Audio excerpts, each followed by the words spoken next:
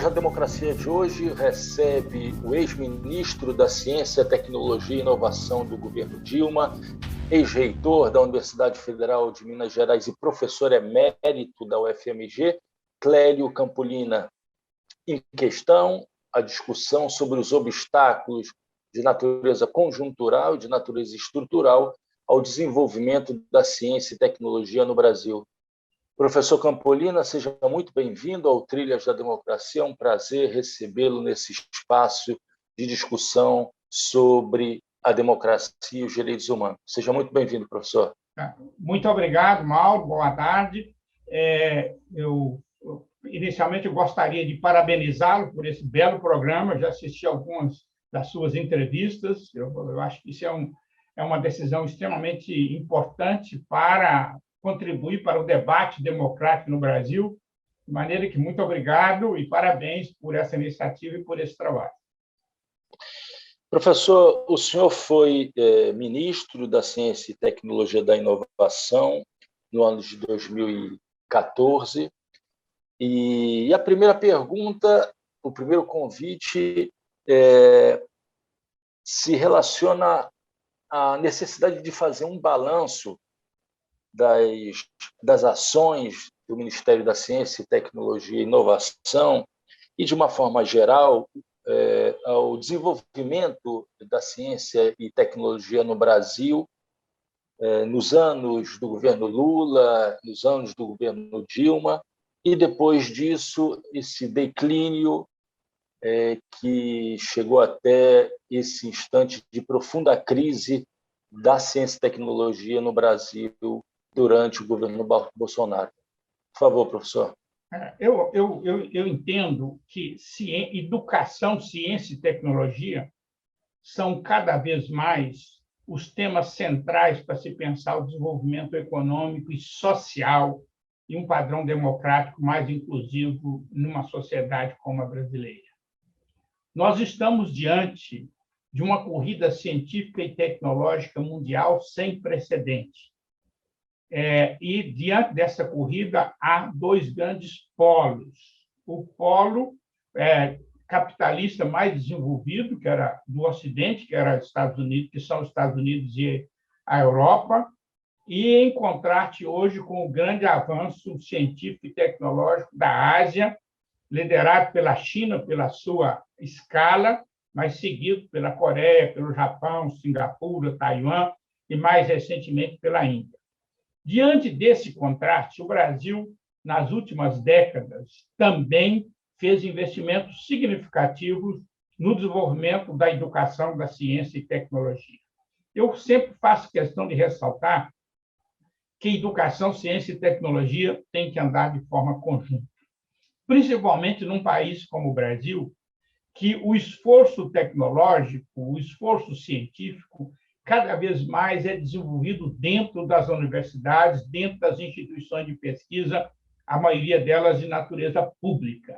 E, nesse sentido, desde a criação do Ministério da Ciência e Tecnologia, em 1985, e o anterior papel que já vinha cumprindo o CNPq e a CAPES, o Brasil fez um esforço extraordinário para ampliar a educação superior, para ampliar os grupos de pesquisa, para apoiar cada vez mais o papel do CNPq, que é ligado ou vinculado ao Ministério da Ciência e Tecnologia, e o papel da CAPES, que é a instituição ligada ao Ministério da Educação e que é encarregada de supervisionar todos os programas de pós-graduação no Brasil. Então, esse grande esforço permitiu que o Brasil ampliasse o número de cursos de alta qualificação, os programas de pós-graduação. Apenas para dar uma cifra, no ano 2000, o Brasil titulava 5.000 doutores por ano. No ano 2019, 2020, nós estamos na faixa de 25.000 doutores por ano. Isso é um crescimento extraordinário. Em apenas, digamos, 20 anos, nós multiplicamos por 5 o número de doutores, o número de mestres mais ainda. Então, a educação superior vem cumprindo um papel de destaque.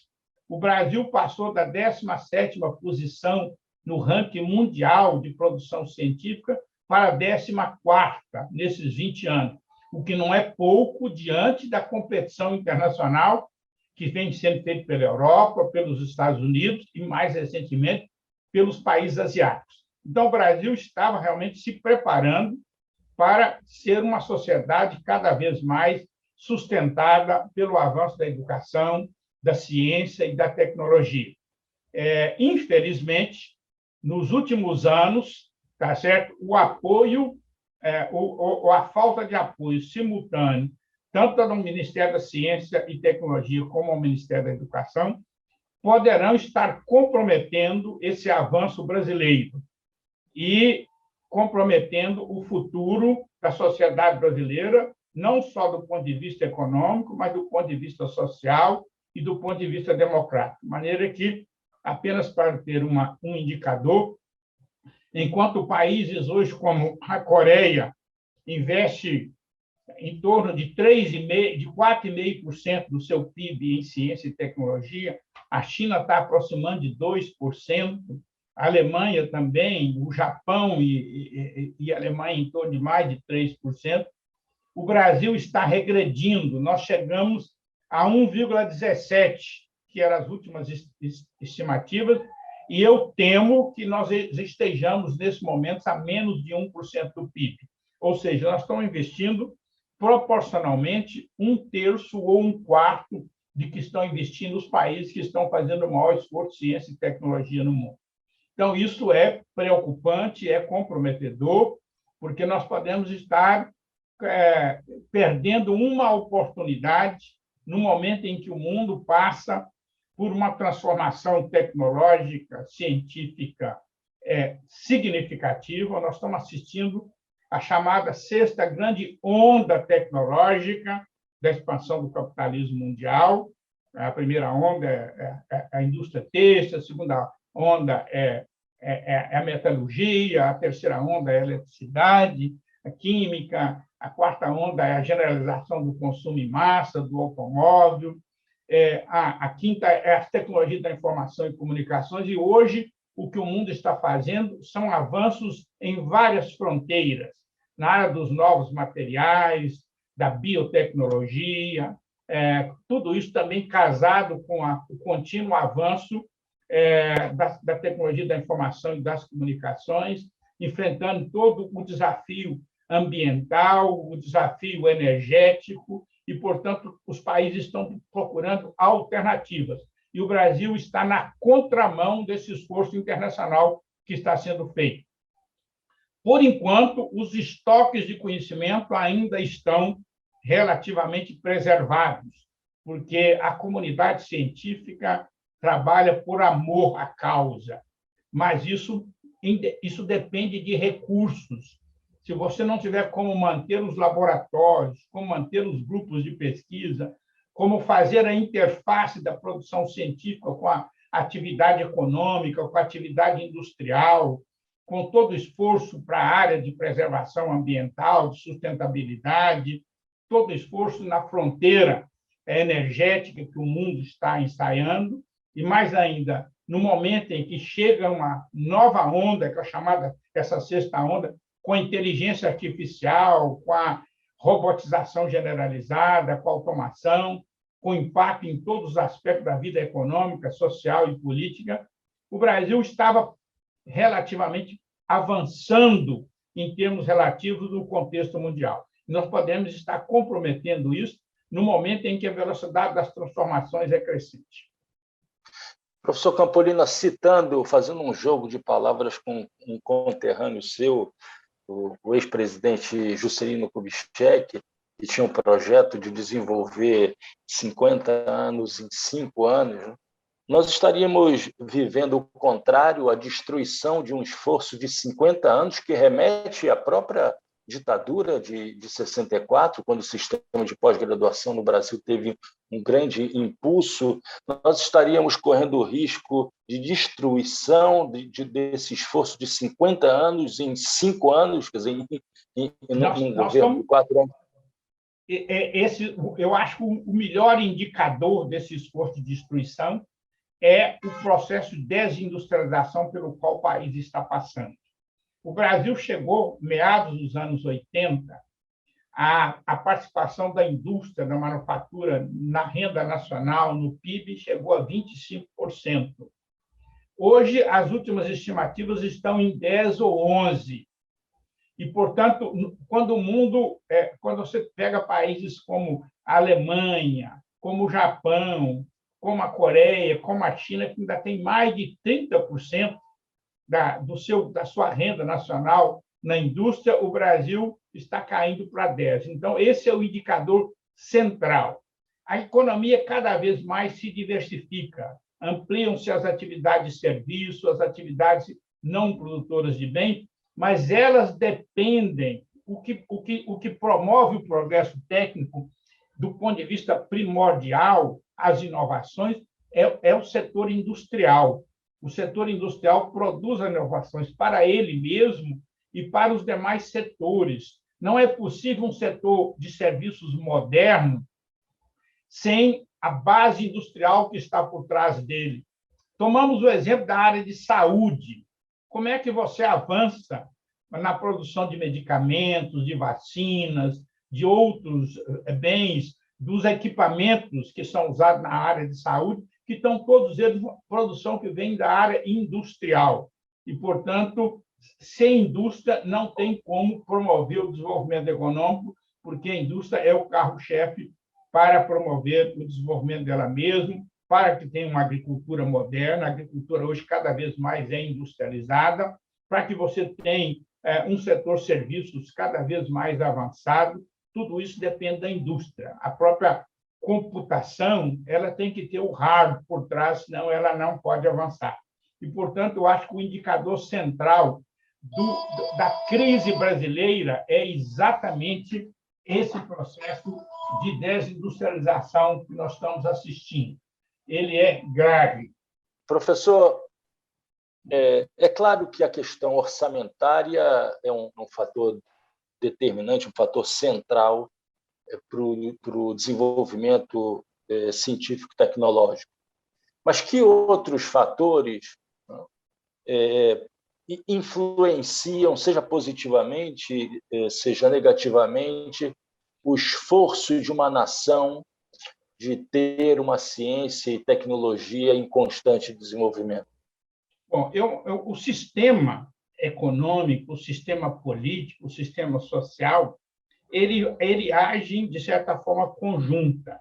E, portanto, não tem como se sustentar uma política de ciência e tecnologia que seja promissora, que traga bons resultados, se você não compatibilizar a política de ciência e tecnologia com as demais políticas. Em primeiro lugar, com a política macroeconômica geral, ou significa orçamento, dinheiro para ciência e tecnologia.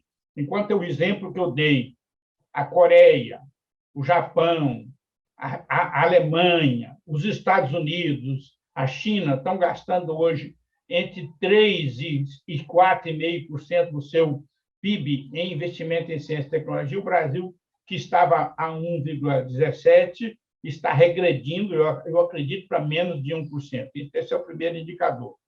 O segundo indicador é a política internacional, o câmbio, em primeiro lugar. Se você, por exemplo, em função da elevação do preço das commodities, você hoje tem um superávit comercial alto. O Brasil tem quase em torno de 400 bilhões de dólares de reservas internacionais e nós temos uma taxa de câmbio que está matando a indústria brasileira. A taxa de câmbio que já começou a matar a indústria brasileira antes e continua matando. Nós temos um sistema tributário absolutamente inadequado para que você promova o desenvolvimento dessas atividades de fronteira. O Brasil tributa pobre e isenta ricos. Então, sem um sistema tributário mais ajustado, esse é um problema estrutural grave, tá certo? É muito difícil você orientar a política de planejamento para definir as grandes prioridades nacionais. Então,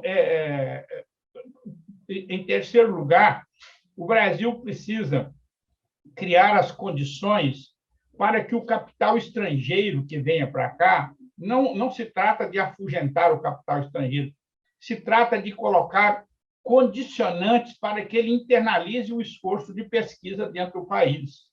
Isso acontece com vários países que colocam as condições para que você faça investimento, você tem que internalizar o esforço de pesquisa. O Brasil não faz isso. E isso é extremamente preocupante, porque você faz um esforço de internalização da ciência e tecnologia através do gasto público, mas você tem que condicionar o gasto privado também a fazer o esforço de pesquisa, porque nós estamos no capitalismo. Quem inova predominantemente é o setor empresarial.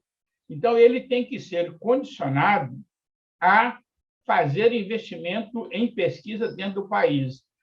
Não só as empresas nacionais, como também as empresas estrangeiras que vêm para o Brasil. Você pega o exemplo, por exemplo, recente da China. As empresas estrangeiras podem fazer investimento lá, mas elas têm que internalizar o esforço de pesquisa e, portanto, contribuir para o avanço científico e tecnológico do país.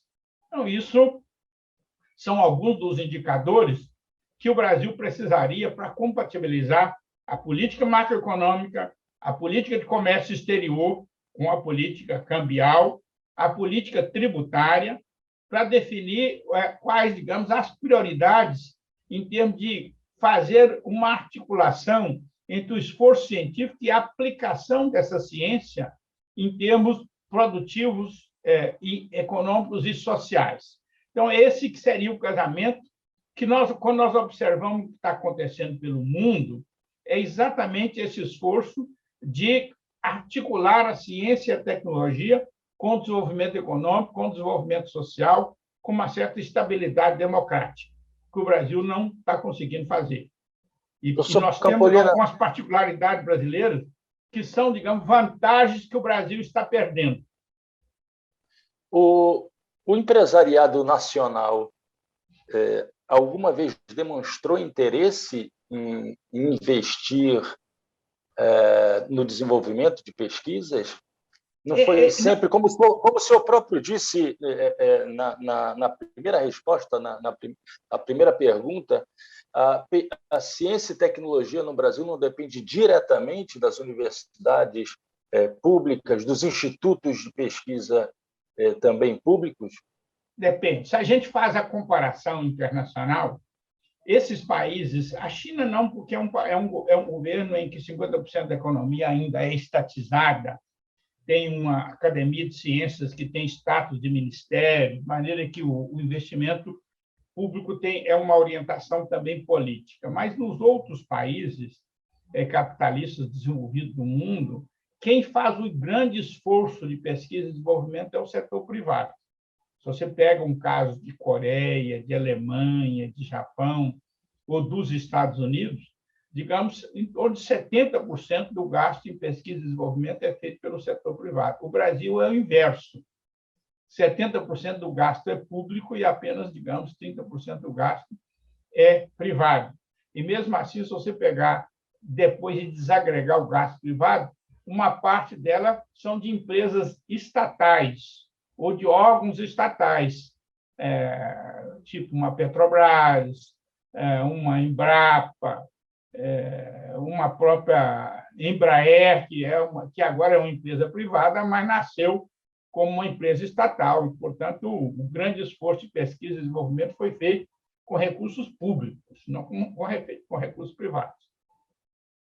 E professor, para além da questão orçamentária, esse clima de negacionismo, clima cultural de negacionismo científico que vigora no Brasil nos últimos 5 anos, pelo menos nos últimos 5 anos, não cria uma situação desfavorável, um clima cultural desfavorável ao desenvolvimento da ciência e tecnologia e a própria autoestima? Eu acho que esse é um elemento que deve se levar em consideração, a autoestima de pesquisadores que atuam no campo da ciência e tecnologia no Brasil?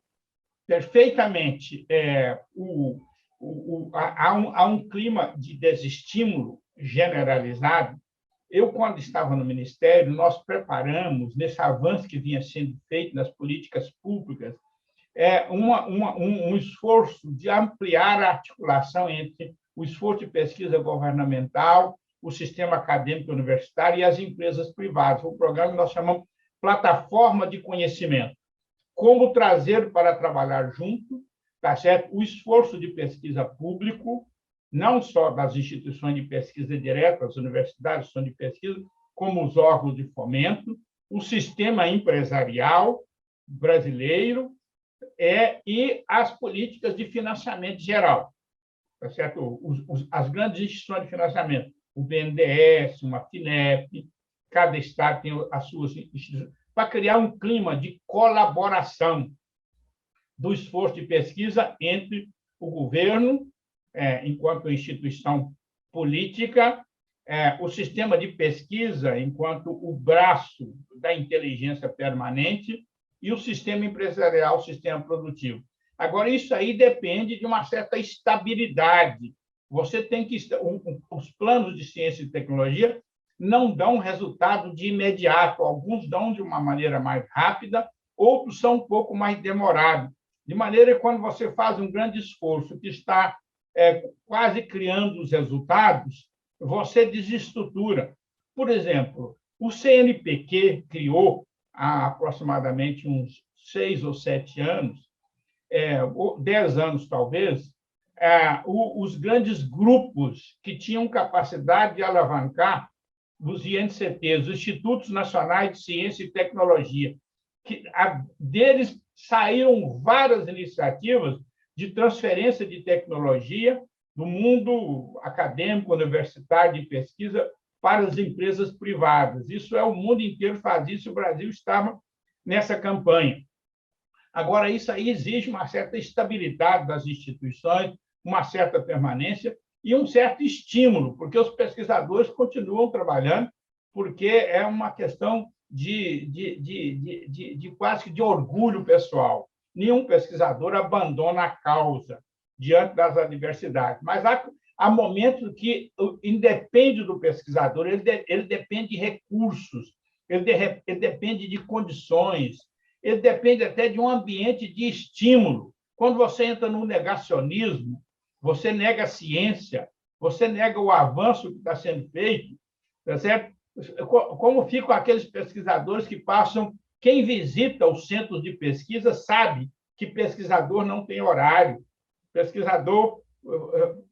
Pesquisadores aí que já podia se aposentar há 10, 20 anos, continua lá sem nenhuma vantagem pessoal adicional, dedicada à sua pesquisa, porque esse, digamos, é o clima que predomina no ambiente da pesquisa no mundo inteiro.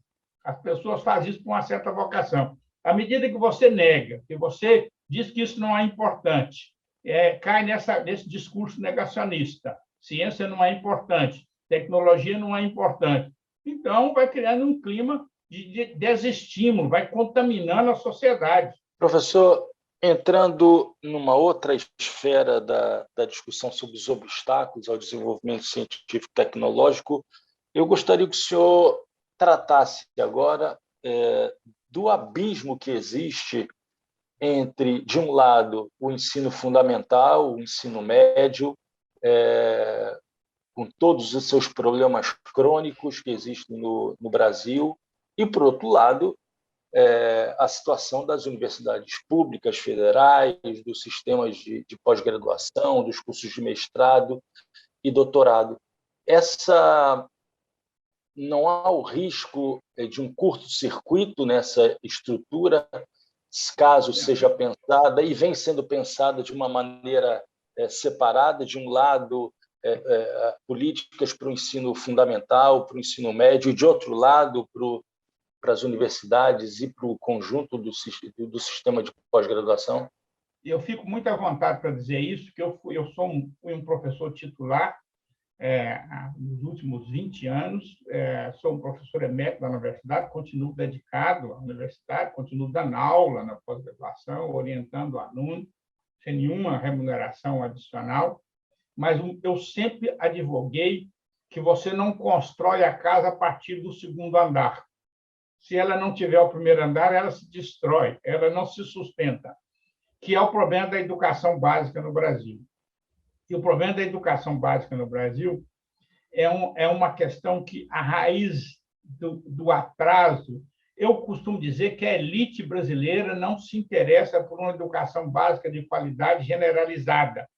O dia que você tiver uma educação básica de qualidade generalizada, você vai criar consciência política, consciência social, e vai deixar de ter o serviçal, tá certo? E a elite brasileira acostumou a ter serviçais. Não é que você não possa ter uma pessoa para te ajudar em certas tarefas, o mundo inteiro tem, mas desde que ela seja tratada com dignidade. Então, eu acho que a elite brasileira nunca teve como prioridade resolver o problema da educação básica. E não existe na experiência mundial nenhum país que tenha se desenvolvido do ponto de vista econômico, social, político e democrático sem educação básica de qualidade. E aí eu diria que o problema estrutural mais grave é a estrutura do Estado brasileiro. O Estado brasileiro está um pouco tomado pelas corporações, tá certo? As corporações de servidores, e o desnível salarial que existe entre os servidores é algo incomparável com qualquer lugar do mundo. Uma professora da educação básica ganha, aqui em Minas Gerais, ganha o piso é R$ 2.300. Você tem outras categorias de servidores públicos que não respeitam sequer o teto constitucional, que é R$ 39.000. Existem divulgações várias aí de várias categorias com remunerações que chegam a 60, 80, 100 mil reais por mês, enquanto uma professora ganha 2.000. Você não estimula ninguém a abraçar a carreira de professor da educação básica. Eu fui reitor da universidade, fui diretor de uma das faculdades por dois períodos, e quando você vê a demanda dos estudantes para ir para a universidade, toda a sociedade quer aquelas profissões que dão prestígio social e que dão oportunidade de ganho. Mas muito pouca gente quer fazer licenciatura, quer se preparar para a educação básica.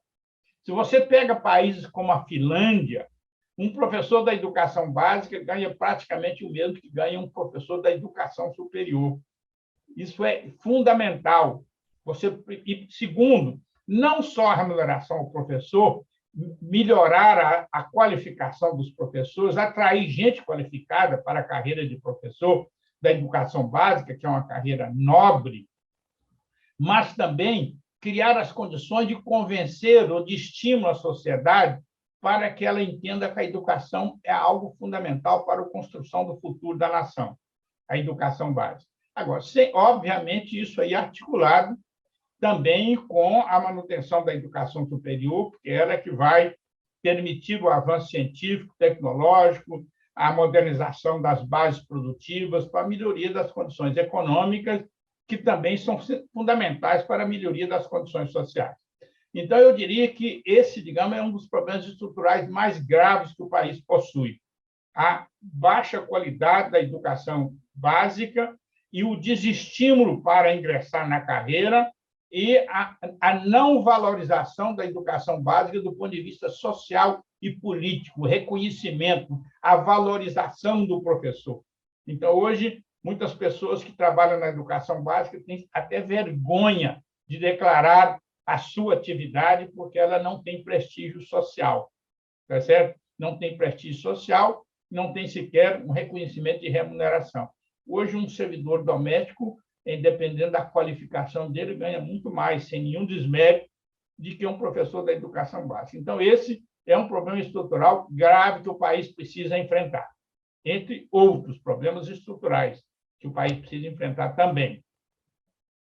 Agora, isso precisa ter planejamento de médio e longo prazo, permanência. Isso tem que ser transformado em política de Estado, política pública do Estado, e não do governo, porque os governos são temporários. O Estado é a estrutura básica, a matriz, que supostamente deve se encarregar de mediar os conflitos e as articulações para a construção de um projeto de nação. Professor, o senhor já tocou no assunto, mas eu gostaria de voltar à carga, que é sobre as referências internacionais, não no campo dos países de capitalismo central, né, mas na periferia capitalista, na periferia do mundo capitalista. Que experiências poderiam não ser seguidas, mas que poderiam ser compartilhadas de êxito nesse esforço de construção de um planejamento duradouro, de médio e longo prazo, como o senhor acaba de dizer, que conseguiu construir pontes entre o desenvolvimento do ensino básico e o desenvolvimento da pesquisa, da ciência e tecnologia? Olha, infelizmente, saindo da Ásia e do esforço da União Europeia para alavancar os países de menor nível de desenvolvimento, quando a gente analisa a situação da periferia mundial, na qual eu incluo o conjunto da América Latina, eu incluo a África, que é um continente que tem 1 bilhão de habitantes, tá? Quando eu incluo o Oriente Médio, a situação, há um aumento da desigualdade no mundo. Essa é uma questão estrutural de fundo extremamente grave. Então, você combina a distribuição de renda está piorando no mundo inteiro, e a distribuição entre a periferia e os países centrais também está se ampliando. Então, esse é algo que merece um esforço de convencimento conjunto para buscar soluções. Agora, muito poucos países têm conseguido romper com esse ciclo da dependência internacional. É preciso ter várias condicionantes. O Brasil, por exemplo, era um país que tinha todas as condições de romper e estava rompendo com esse ciclo.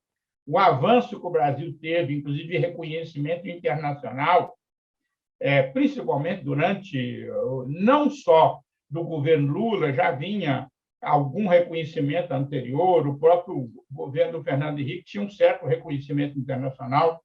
O Lula passou a ser, digamos, uma grande referência internacional. Chegou um momento, inclusive, que o próprio governo americano pediu a mediação do Brasil para o conflito entre o Irã e a Arábia Saudita. O Lula esteve compondo, junto com o presidente da Turquia, uma reunião entre o Irã e a Arábia Saudita para ver se buscava algum entendimento. Isso foi feito a pedido do governo americano. O Obama, inclusive, declarou isso. E o Brasil tinha uma certa posição de destaque no cenário mundial. E hoje em dia, a imagem do Brasil realmente é a pior possível no cenário da história brasileira.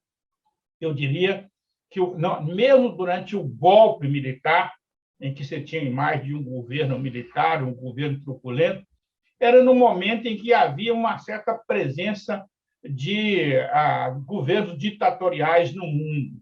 Esse cenário mudou relativamente e, portanto, hoje o Brasil está, digamos, diante do cenário mundial com a pior, eu diria, com uma das piores imagens que nós podemos ter.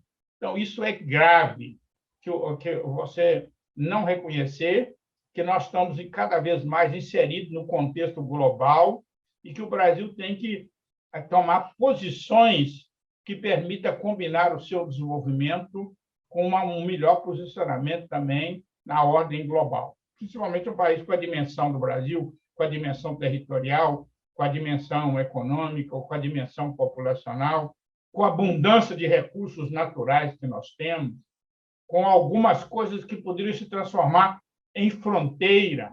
A questão ambiental, por exemplo, o Brasil teria todas as condições de liderar, principalmente com a questão da Amazônia, com o sequestro de carbono. O Brasil teve posição de destaque desde a COP da Rio 91, depois do encontro de Quioto, do Acordo de Paris. A ministra do Meio Ambiente do Brasil, inclusive, foi uma das redatoras do Acordo de Paris, pelo reconhecimento que o Brasil tinha. E hoje o Brasil é visto nesse cenário como um par internacional.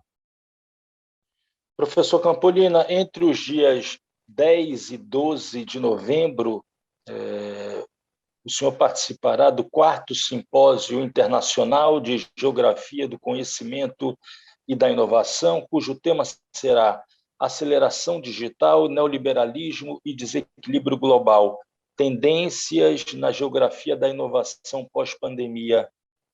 Qual o tema da sua intervenção nesse simpósio?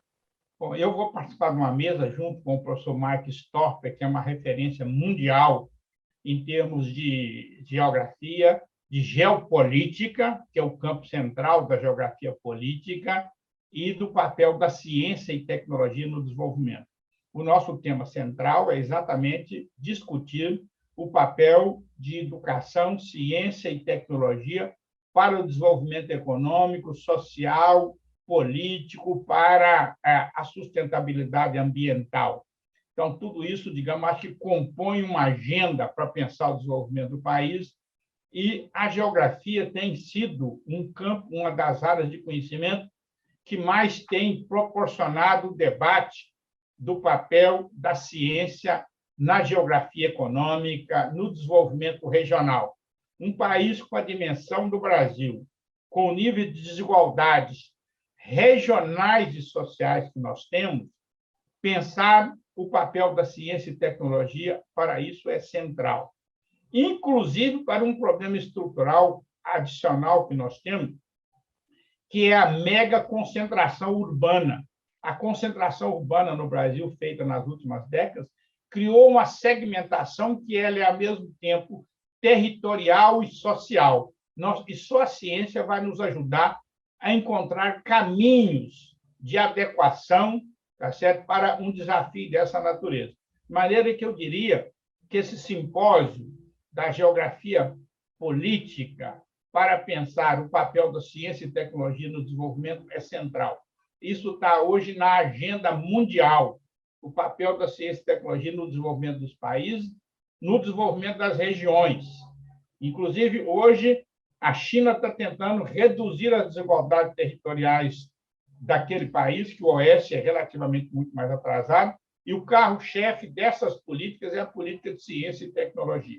Eu acho que tem que haver em um país como o Brasil, com essa desigualdade de biomas, com essa desigualdade social no território, dificuldade econômica, nós temos que ter política de ciência e tecnologia para saber como nós podemos tratar a Amazônia, que é exclusiva do Brasil ou da América do Sul, como é que nós podemos enfrentar o desafio do atraso econômico do Nordeste, como é que nós podemos enfrentar o desafio social da distribuição de renda. Distribuição de renda hoje virou um tema, inclusive, que é preocupação do capitalismo central, porque sabe-se hoje que, com esse crescente nível de concentração de renda, você inviabiliza o funcionamento da sociedade. Autores clássicos como Stiglitz, que é um prêmio Nobel, mas é um pensador convencional, ele está dizendo o preço da desigualdade. Se nós não reduzirmos a desigualdade, a sociedade se inviabiliza. Então, tudo isso é fundamental para nós pensarmos o futuro da humanidade, ou se nós estamos condenando a humanidade a nos transformar nos dinossauros do futuro, até onde a natureza, o universo, vai conviver com a desordem que a espécie humana está criando do ponto de vista ambiental, do ponto de vista de conflitos políticos e sociais, etc. Professor Clélio Campolina, ex-ministro da Ciência e Tecnologia e Inovação do governo Dilma, ex-reitor da Universidade Federal de Minas Gerais, professor emérito da UFMG, muito obrigado por essa entrevista, ter aberto um espaço na sua agenda para dialogar com o Trilhas da Democracia. Muito obrigado, professor. Muito obrigado a você, Marco, e parabéns de novo pelo seu belo trabalho que está sendo feito. Tá certo? Eu acho que isso tem uma grande contribuição para esclarecer para a sociedade brasileira quais são os grandes temas, quais são os grandes desafios, para que a gente construa um país que tenha mais riqueza, mas, antes de tudo, tenha mais coesão social, tenha mais justiça, tenha mais harmonia e tenha mais um guia para o futuro, tá certo? De bem-estar coletivo. Muito obrigado. E o Trilhas da Democracia volta na próxima semana, sempre debatendo temas relativos à defesa da democracia e dos direitos humanos. Até lá.